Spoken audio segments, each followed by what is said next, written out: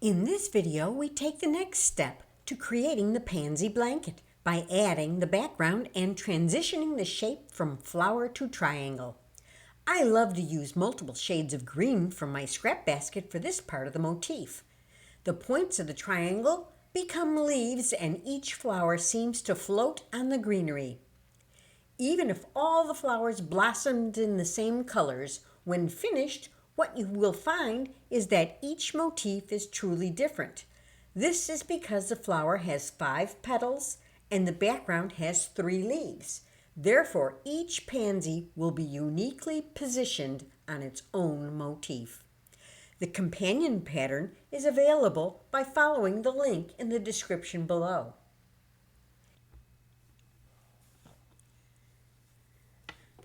Work the first round of the leaves by turning the flower over and working from the back.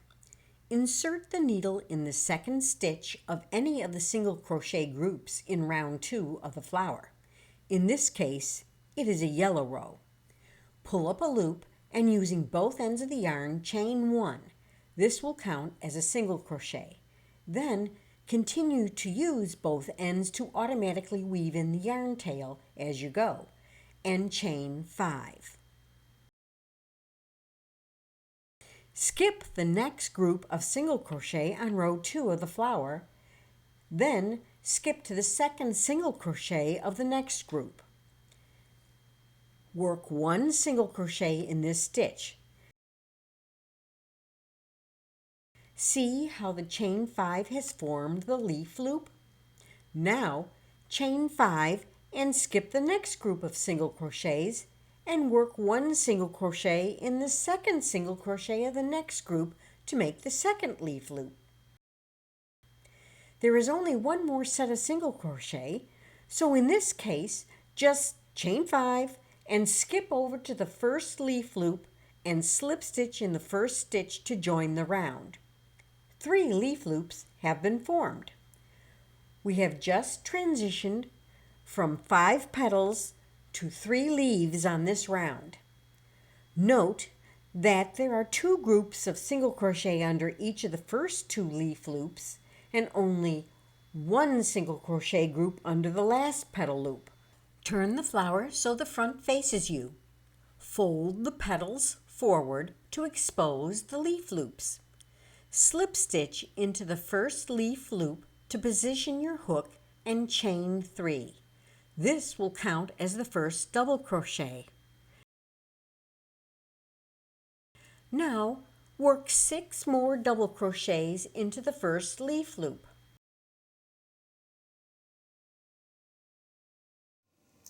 Now you're going to chain 5. 1, 2, 3, 4, 5.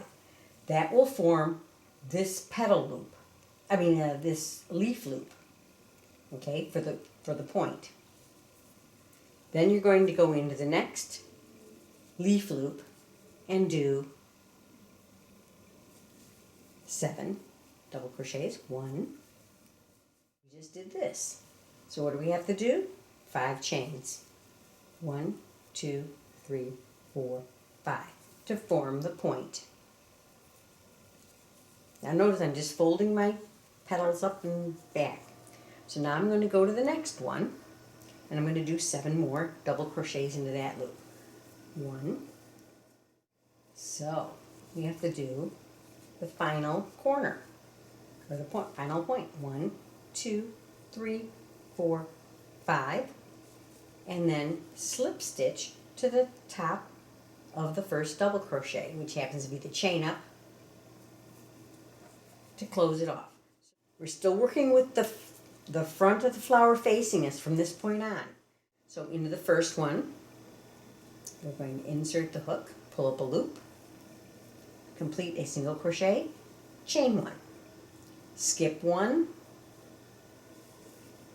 go into the third one, single crochet, chain 1, skip 1, go into the 5th one, single crochet, chain 1, skip 1, into the 7th one, single crochet, chain 1, single crochet, chain 1, single crochet, Now we're going to do the corner. 1, 2, 3 chains. Then we're going to do single crochet, chain 1, single crochet, chain 1. Then we're going into the first one, single crochet, chain 1, third one, single crochet, chain 1, and that brings us to our very beginning where we're going to slip stitch to close the edge. We have one more round in this color and then we're finished with this color. But we always work from the front. But the fun part is right about now, you can see that the petals are starting to reach be at the same distance to the edge at different places. And so what we're going to do is we're going to actually work through the petal and the space on this back on the green, so it starts tacking the petals down. That way I don't have to sew them down when I'm finished with my afghan. They're already done. When we finish, we're done. So it's just a matter of just judging where this is going to go. There's no right or wrong on it. You just have to kind of just figure it out. And we'll work along with this. So we're going to just see how it's going to look. So since this petal is right in the corner, I think I'm going to start spacing it right now. I'm going to do a chain 1. And what we're going to be doing, we're going to be working our single crochets in under the little holes formed by the chain 1s on the row below. Okay? On the round below. So this is the first place where we're going to put a stitch. And so this stitch is close to it. So if I tack that down, that'll be a nice way to tack that corner down. So I am going to slip my needle through the back loop of the flower, or of the petal.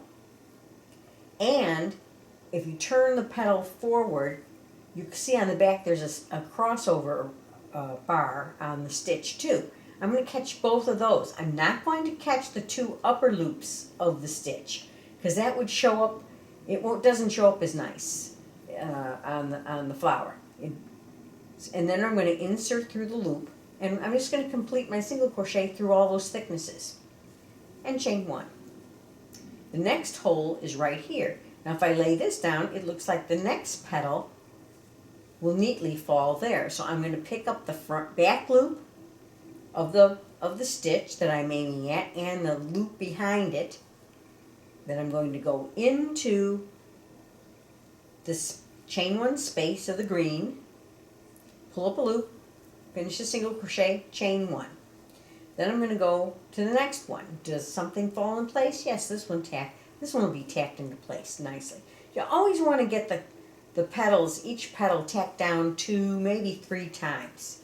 And that way they won't budge. Now this one's not far enough to that. So this one I'm going to leave as is. So this one I'm just going to work right through the space. This one also, I'm going to work right into that chain 1 space. And all I'm doing is a single crochet, chain 1.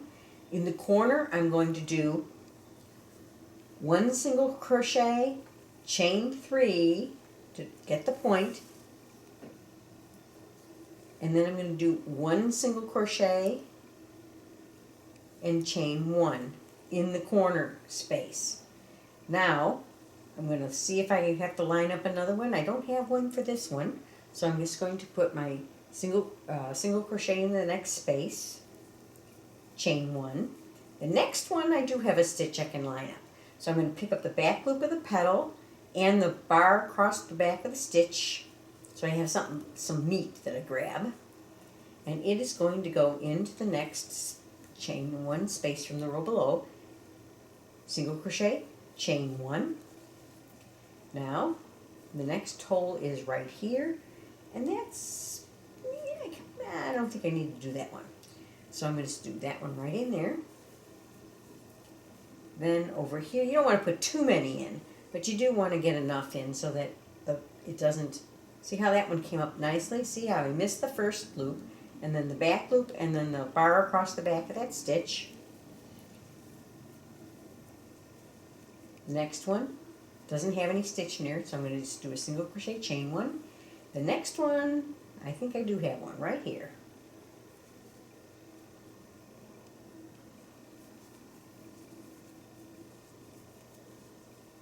The next one, I think I could probably get one more in there. Well, I picked up the 2 loops, single crochet, chain 1. Now I'm to the corner loop, single crochet, chain 3, 1, 2, 3, single crochet, and chain 1. Right here, single crochet, chain 1. And then I slip stitch the beginning of that round. There are 9 single crochets with 1 chain between each of the single crochets along each row. In the corners there's 3 chains to make our corner stitch. So we are going to start in the corner. The next row we're working will be with double crochets. It makes it a little wider, and it also evens out the size between the shapes, because as you're using different yarns, they always inevitably are slightly different sizes. If you compare this, this one's a little bit smaller because this particular yarn was a little bit finer with the same gauge hook. So what we want to do is even it out, and that's why I put this row on, and it sets us up for the joining row of the final borders. But we don't do the final borders yet. We just are doing this next row. So on this pattern, we're going to insert our hook into the corner. We're going to slip stitch, and we're going to chain 3 to represent the double crochet. There you go. I do them nice and tight. And then we're going to do chain 1 to represent the chain 1 between the double crochets. So when we come back to this and join, we're going to go into the 3rd chain to join the round. Okay, now we're going to do a double crochet into the same place. See? And then we're going to chain 3 for the corner because we're doing the whole corner. Then another double crochet, chain 1, another double crochet, chain 1, and now we're going to proceed through all the side, and in each of the spaces a double crochet, chain 1, and so on to the next corner. We're at the corner, double crochet, chain 1, double crochet. That finishes this side. Now we do the corner turn, 1, 2, 3, 3, and a double crochet. And now we're starting the other side, chain 1, double crochet, and that completes the corner.